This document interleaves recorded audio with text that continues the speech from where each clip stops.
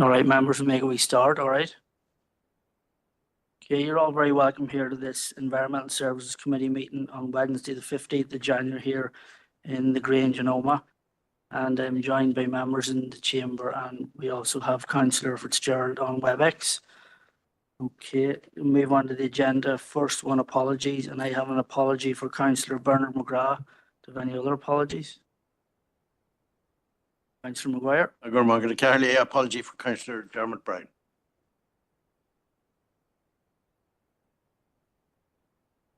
Apologies, okay. Now to item 2, the signed minutes and confidential minutes of previous meeting held on the 4th of December 2024, and that was done before we started the meeting. Any declarations of interest next up? No declarations, okay. Now moving on to reports for decision. Item 4, Community and Wellbeing Director reports. 4.1, to consider report on street naming and numbering, dual language signage. And I could take it we've all read the report. So could I just move on to a proposal and second, or Councillor Maguire? Propose to note, Chair. Thank you. Propose to approve. Councillor Maguire, yeah. Councillor McLaury. Yeah, again, I want to raise some concerns in the amount of roads there where there was absolutely no interest, and you've got to wonder how those came before committee and even were presented to officers to be surveyed when there's no interest there at all from the community, and one has got to wonder and question our current policy. Okay. Could I get a seconder before we move on to any? Councillor McCollum, and I will, as the usual, the dissent from the DUP and the UUP on the decision, okay? Moving on. Councillor Coyle. Thanks, Chair. I'm just wondering if it was agreed that we would notify the people that put in for the applications. I wonder where that is. Has that started yet, or when will it be able to start, John? Chair, that has commenced for the roads that are being currently assessed. Members in that DEA get notification as to when they are being assessed and the closing date for the return. Thank you. Councillor Donnelly. Thank you, Chair.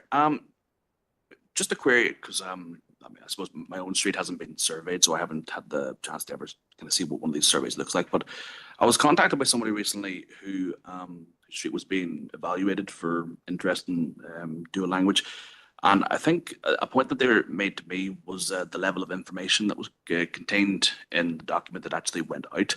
Now, I haven't been privy to seeing what's actually in that document, but I think there was maybe a bit more of an interest in seeing sort of maybe some of the background of the policy. So I don't know what those documents look like, but maybe that's just something to be taken away. Okay, thank you for that, Councillor Donnelly. So that has been proposed and seconded, and of course with the dissent from the DUP and the UUP. All agreed? Thank you. And just to advise, we've also now been joined by Councillor Hayes and Councillor Elliott online. Okay, moving on to the next item, 4.2, to consider report on street naming and number, paper B. And I'd say we've all read the report also. Could I get a proposer and seconder? Councillor Maguire. Proposed, Chair. Yeah, proposed by Councillor Maguire and second by Councillor Robinson. All agreed? Great. Thank you.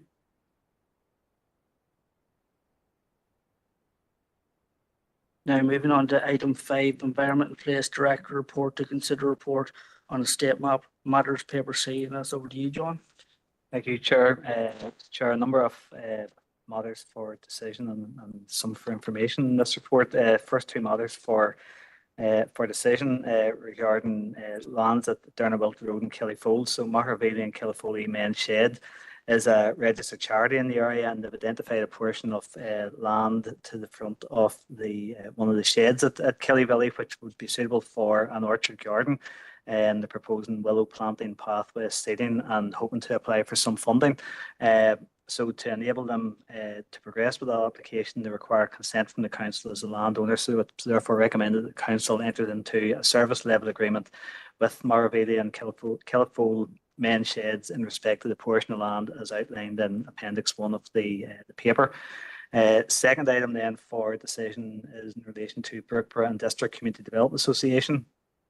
So members will recall that In February of last year, Council issued a letter of support to the Community Development Association for its intention to acquire by way of a community asset transfer some surplus DFI land in Brookborough. As part of that process, the Community Development Association now requested that the Council act as a sponsor body for them in the CAP process on the basis of the powers available to us under the Recreation and Youth Services Northern Ireland Order 1986.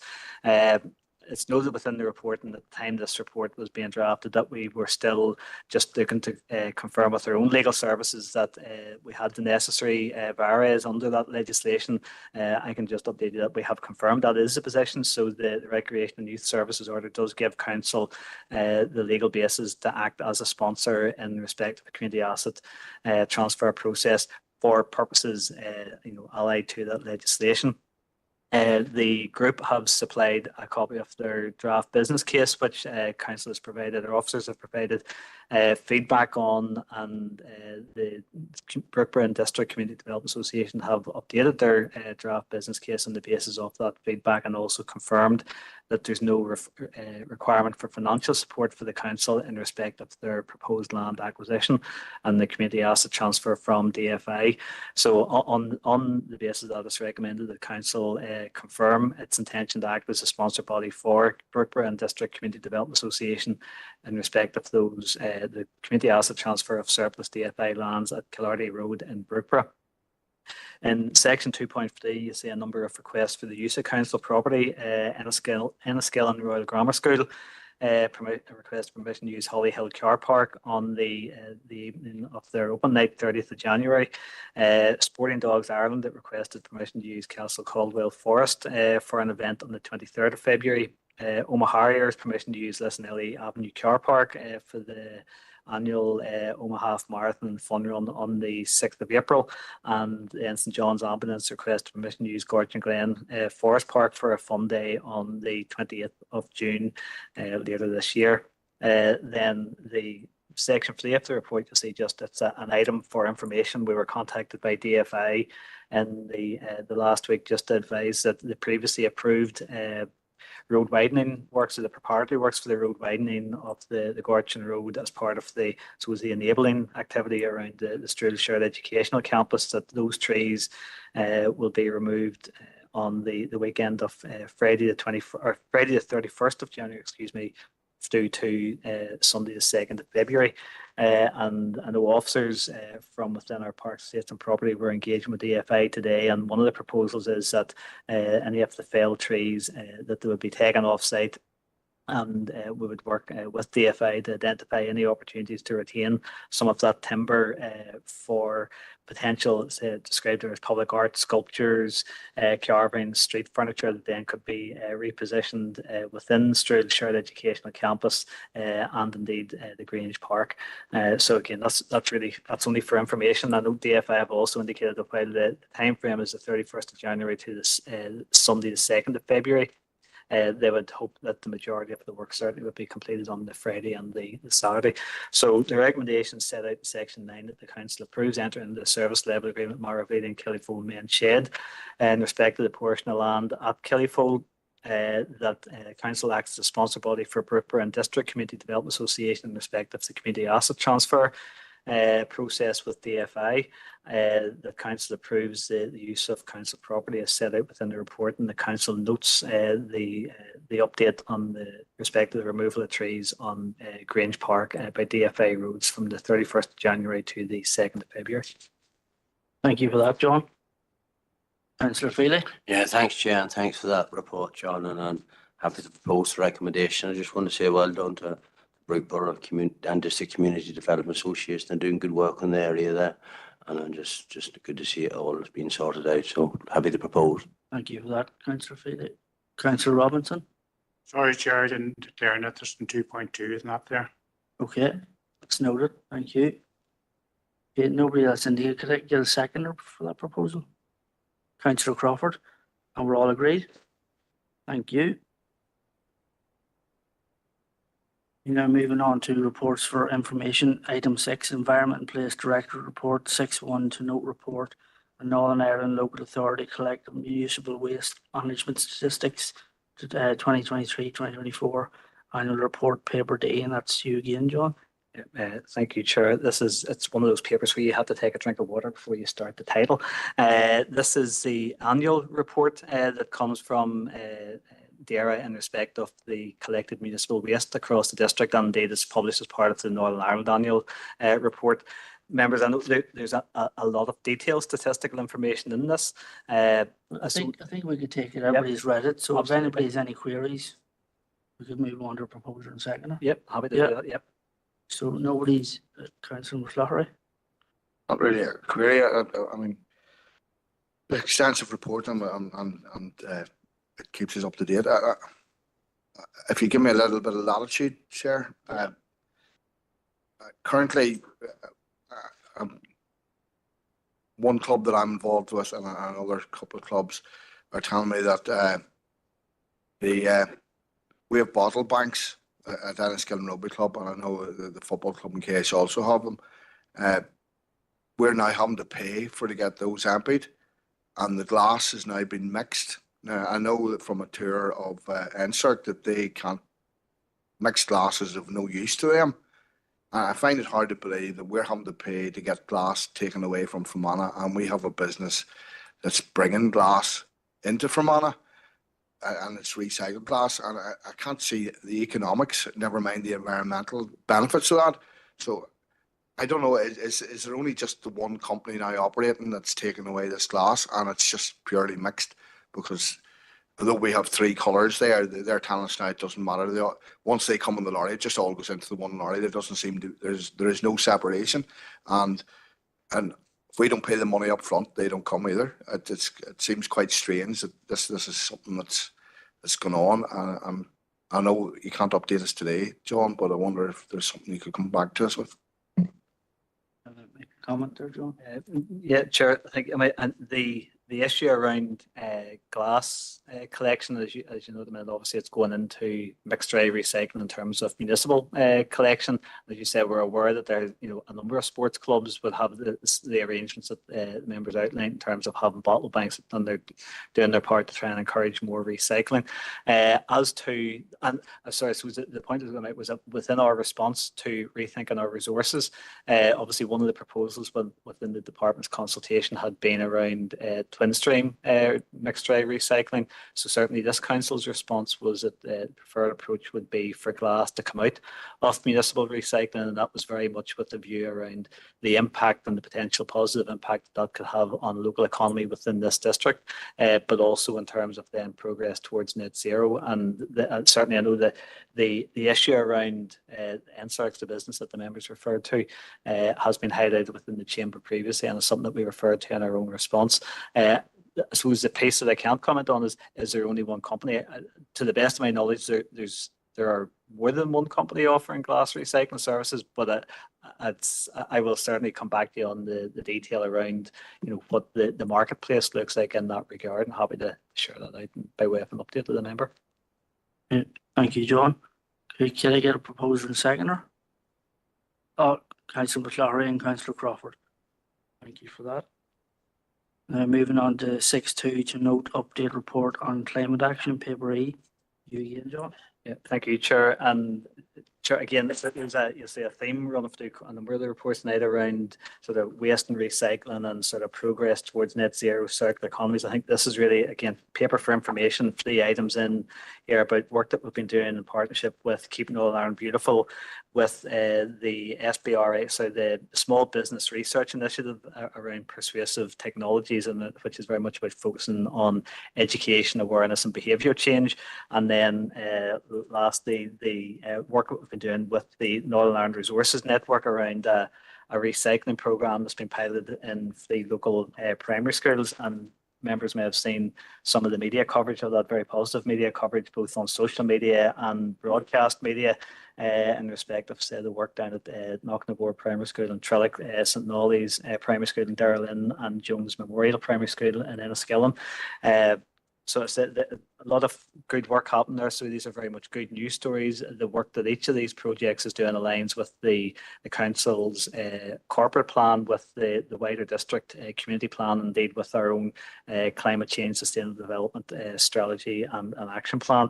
So again, members, happy to take information or any questions that there may be around that, but all of this work is about trying to stimulate the sort of behaviour change that we need to see happening more regularly, not just within the district but across Northern Ireland. So the stories or the items are there for information and recommendations. The council notes the updates in respect of Keep Northern Ireland Beautiful, the Persuasive Technologies SBRI initiative, and then the Northern Ireland Resource Network's Zero Waste Champions project.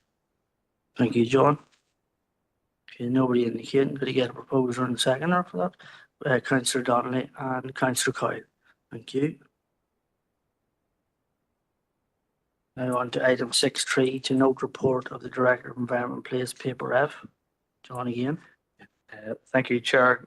Again, a number of items here. The first is in relation to an update on the work of the A5N2 cross-border committee, and indeed a number of members in this committee also represent the council on the cross-border committee. The cross-border committee met most recently on the 16th of December, and a copy of the papers from that meeting, the agenda and the papers from that meeting and the minutes from the previous meeting in April 24 are attached for information. Certainly, I wasn't at that meeting myself, so I know one of the items for business on that day was to agree that I think the chair for the next year for the cross-border committee, it rotates around the member councils, and I think in this rotation it will be due to rotate to either Monaghan or Donegal County Council. So would expect an update to come in that regard as early in this current year.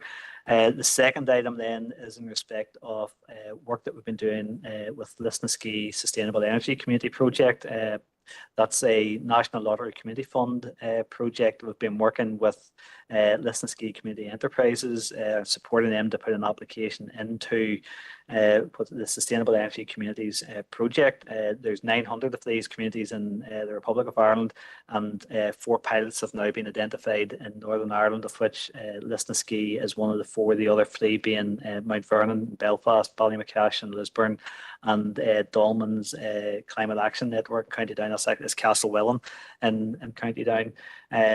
You can see there the Lisnaskea Sustainable Energy Projects, 100% funded. They've secured an award of £77,000, and they say it's going to enable a number of project deliverables over the next 12 months, including monthly outreach clinics and advice clinics, energy assessments for domestic and community properties within the Lisnaskea area, school educational programmes, and ultimately culminate in the production of an energy master plan for the Lisnaskea area, which is going to look at opportunities for energy generation, conservation and efficiency, and I suppose incorporating the needs and also the ambitions of residents and businesses in that area to work towards a low carbon net zero future.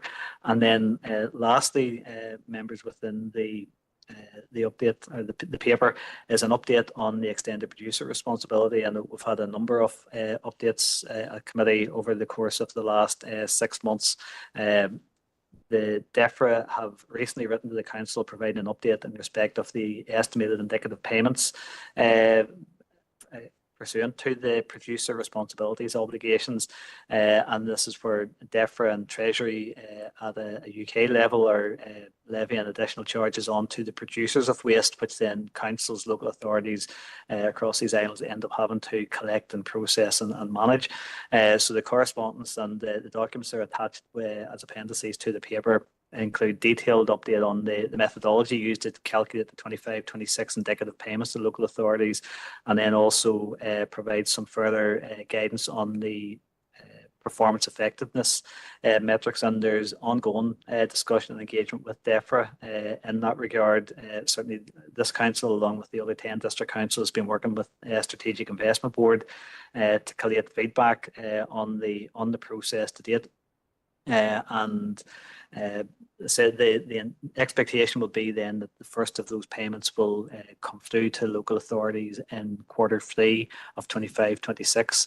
And you'll note within the update that whereas in England, in the recent budget, sorry, I just did the autumn budget statement 2025. That's a typo. That should be the autumn budget statement 2024 at paragraph 2.3.4. That there was an undertaking given to local authorities that their final payments wouldn't fall below their indicative payments, but that's a specific undertaking to English local authorities. So it's prudent at this stage that while we're aware that there may be a payment coming, or there will be a payment coming from EPR in the 25-26 year, it's prudent that we're treating it, as exceptional payments at this point in time, and happy to take. Or just go to the recommendations then, and the council notes the update in respect of the A5N2 cross-border committee, the Lisnaskea Sustainable Energy Community Project, and the implementation of EPR in the 25-26 financial year. Thank you, John. Councillor Hayes on WebEx, please.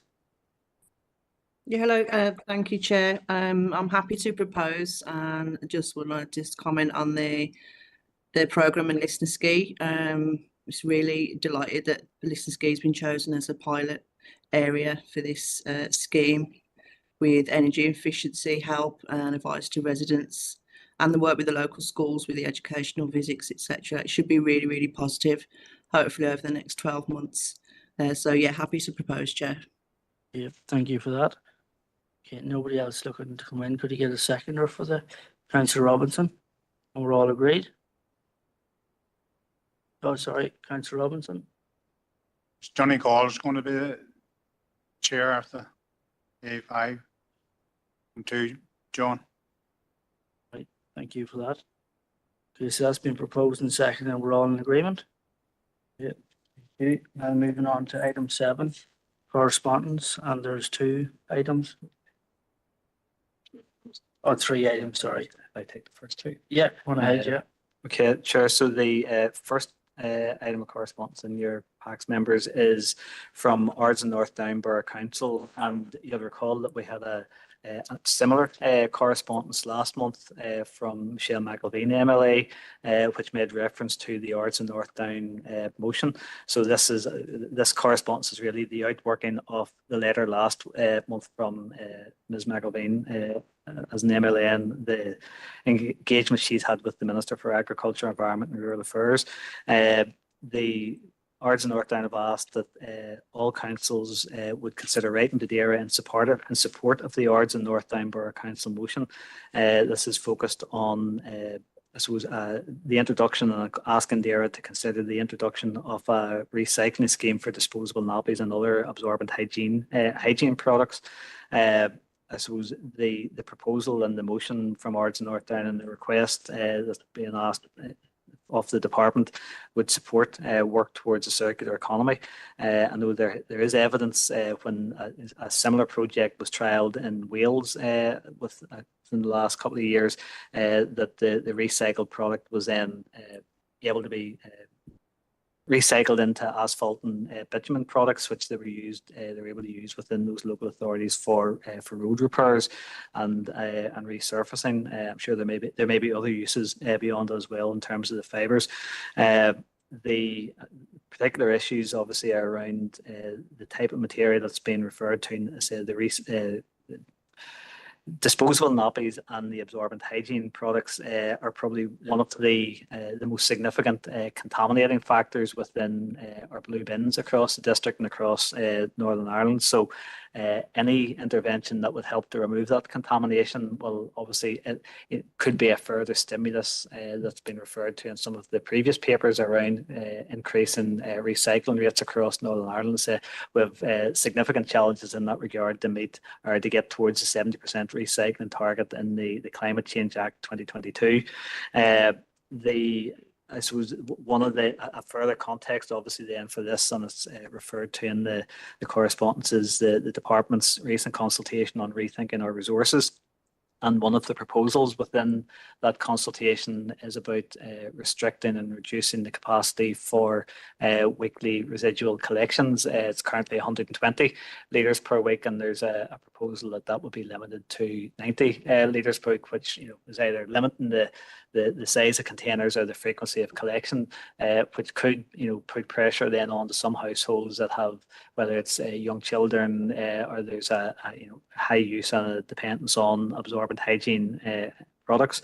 So the request that we'd write to the department and ask them to investigate the establishment of a disposable nappy collection and recycling service in Northern might support what comes out of the department's response to rethinking our resources. So there's quite a bit in that, but it's a theme that comes back to consultation and engagement that there's been with the department over the last 6 months, and it's been something that ties into the council's responsibilities as well, and all council's responsibilities. It's an example, I suppose, of councils trying to act collaboratively. So really, the correspondence is there to note, but there is the potential that members may wish to write to the department as suggested within the letter. Thank you, John. Councillor McClary. Thank you. During the last mandate, former councillor Curry had a specific debate around disposable nappies, and even going into landfill, I think it can take up to 50 years, and the amount of toxins that they lose into landfill, never mind the contamination within the recyclables. And I mean, for anybody who's having to use any of those products right across the range, I think it would be something acceptable for them to have some sort of dignity where they have a way of disposing of them at home, that they know that they're going to be collected and taken away, and it's going to be more discreet than actually putting them into bins. So I think we should be supporting this. Do you like to propose the noting and propose the noting, and that we obviously will have to bring it back to council, but that we do support this. Yeah, thank you for that. Councillor Robinson. Second that. Okay. Yeah, just bring Job back in there. Go ahead. Chair, members, just to clarify that the action that's being required from this correspondence is that we would write to the department and ask the department to investigate the introduction and development of a Northern Ireland scheme, rather than a proposal that this council would act unilaterally in introducing any scheme. So just to clarify. Proposal and second, happy enough with that? Okay, and we're all agreed? Yeah. Yeah. Absolutely. And there's another item with you, John, isn't it?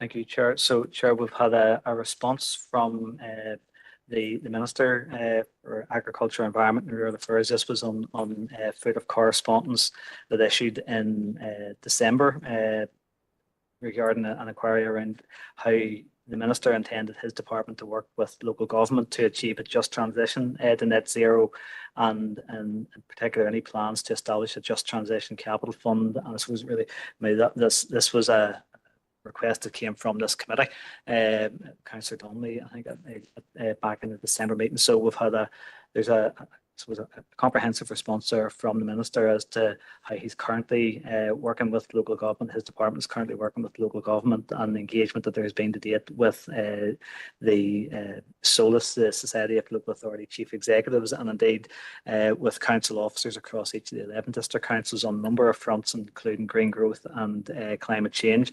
The Minister notes in his response that other departments have responsibilities and has encouraged this council then to work with those other ministers and departments as well. And I suppose it just note then that it goes on to talk about the establishment or the reopening, I should say, of the Household Waste and Recycling Collaborative Change Programme. There's a reference to the action that's been taken forward by Fisheries Section within the area around a low and zero emissions fishing fleet, and then finally some commentary on the intention to establish a bespoke just transition fund for agriculture. And the letter ends by noting that the executive on the 19th of December agreed £12.3 million of earmarked capital allocation for the establishment of a just transition fund for agriculture.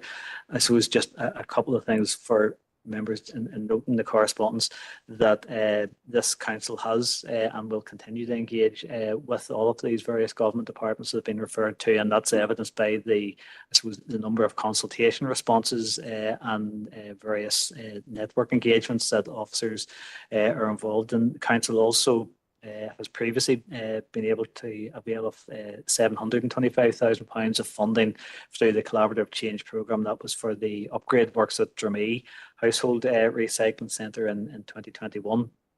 Would suggest the fishing fleet improvements may be less relevant within this council, but nonetheless welcome that investment in a key part of the economy.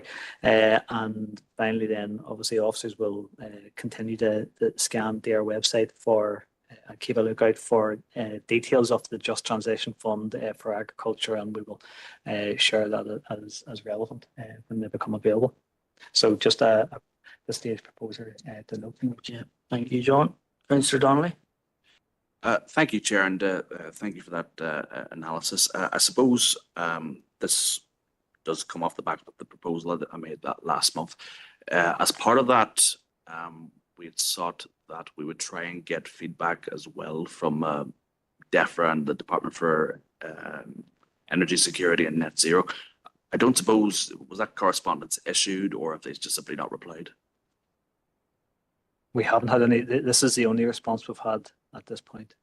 Yeah, well, I suppose it's welcome that the Minister is engaged in this, and I think that we actually should fully grasp with both hands the opportunity that's presented by having a Minister that is actively seeking our feedback and our engagement in terms of how we work towards green growth and tackling the climate emergency. I suppose the genesis of the proposal that I made last month wasn't the fact that, yes, it's good to see that we have that local leadership at a devolved level, but ultimately we need to see that be brought also from a central level. I think some of the comments and sentiments that have been expressed by Secretary of State Ed Miliband have been positive so far, but I don't know and I don't see evidence to date that that enthusiasm is reflected across the rest of the government. And that's going to have to be the case if we're going to fully get to grips with the challenges that we in Fermanagh and Omagh are going to have in terms of ensuring that we have that just transition. And it is welcome that as part of this correspondence, the Minister has confirmed that there is some preliminary funding being allocated towards a just transition fund in the frame of 12 to 13 million pounds. But I think that we do need to be realistic about the fact that if we are going to truly get to grips with the work and the investment that's going to be necessary to be able to make sure that we work with agriculture in a constructive way to deal with the climate emergency, that's going to require a far greater degree of investment and work over the forthcoming years. And we need to make sure that we provide that support, because I'm conscious during the discussion that we had last night where it was confirmed that the 300 million pounds had been ring fenced or earmarked for agriculture in the latest draft budget.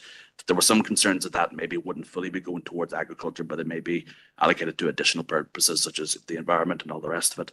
But I think that we do need to recognise that whenever we're talking about agriculture, it and the environment are almost one and the same issue, because ultimately the health of the environment, the health of our climate is bound up with the success in the future of our agri-food industry. So we need to make sure that we continue to provide that support and also provide that engagement to make sure that our residents are fully represented in the time ahead. Thank you, Chair. You happy to propose an open? Yep, Councillor, thank you. Could I get a seconder for the? Anybody? Councillor Coyle. Thank you. Now there's one further piece of correspondence that over to you, John. Yep. Yeah, thanks, Chair. Chair, it's just correspondence in relation to the NIEA opening a water quality improvement grant scheme, open for local communities, for water-based organisations, and indeed for councils. And I suppose we, as a council, will be working with those local communities across our district on a location-based basis to put in an application or a number of applications into trying to get funding. Funding ranges between £5,000 and £30,000 per project, 85% funded from NIEA. I have to say it's quite a complex application form. Those 30 pages of quite heavy application, but our community support officers and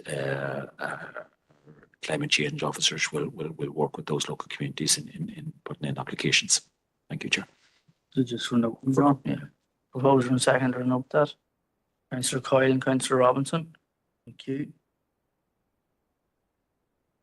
Now, item 8, any urgent relevant business, so there's none of that. So moving on to part 2, confidential matters and matters exempt from public. Did I get a proposer and seconder? Councillor Robinson, Councillor Hawks.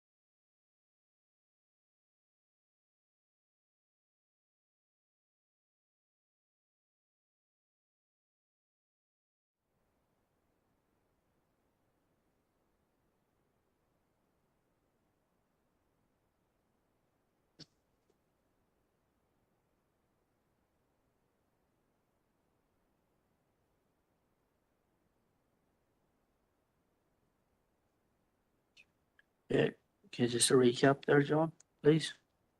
Thank you, Chair. While in confidential business, members considered two reports on the first on estates matters and two items within that report on leases, and members approved the recommendations as set out in the report, and also members considered an update on the placement of the council's annual programme of insurances, and again two recommendations within that report, and members approved both of the recommendations as set out in the paper. Thank you, John. Proposed and seconded, Councillor Robinson and Councillor McClary.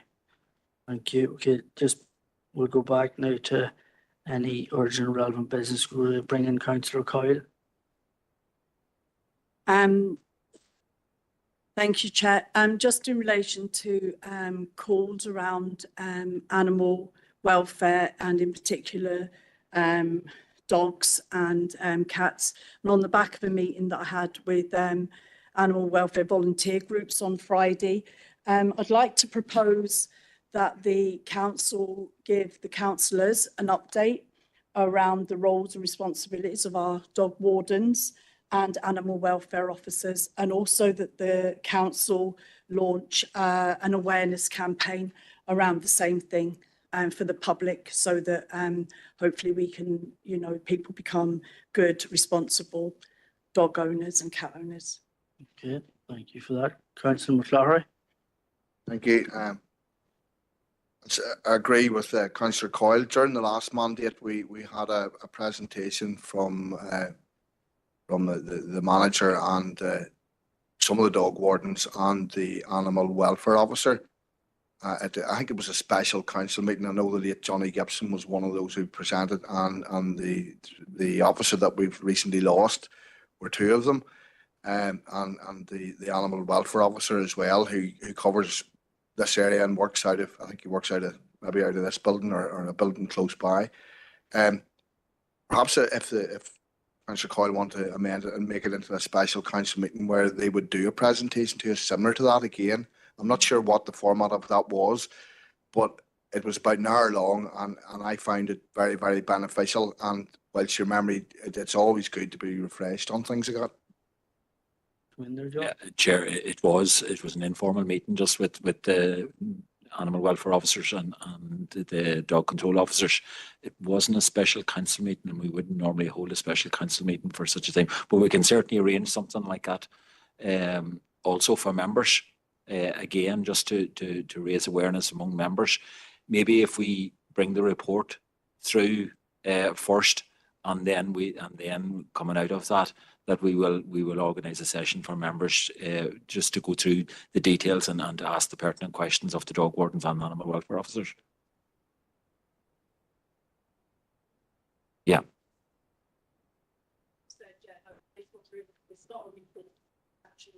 Okay. Oh. Yeah. Okay. Councillor Feely. Yeah, thanks, Chair. I don't know, maybe John second that, but I second Debbie's proposal as fair. And I know John will know this from his farming background. There's been a big issue with dogs too, attacking sheep lately, so it'd just be interesting in a bit of awareness about that as well. So Thank you. Councillor Hayes on WebEx. Yeah, I was just going to come in to second Councillor Coyle's proposal, but I think it's been seconded now. But yeah, I think that information is always good to get that information, that clarity out there for in the districts of what the roles and responsibilities are of the dog wardens and the animal welfare officers, so people have a bit more clear idea of what they can call them for and what they can't call them for, sort of thing. So I just wanted to support the motion, the proposal, sorry. Okay, thank you. So that's a proposal by Councillor Coyle, second by Councillor Feely, and we're all in agreement. Yep. Okay, that brings our meeting to a close. Okay, thank you all for coming.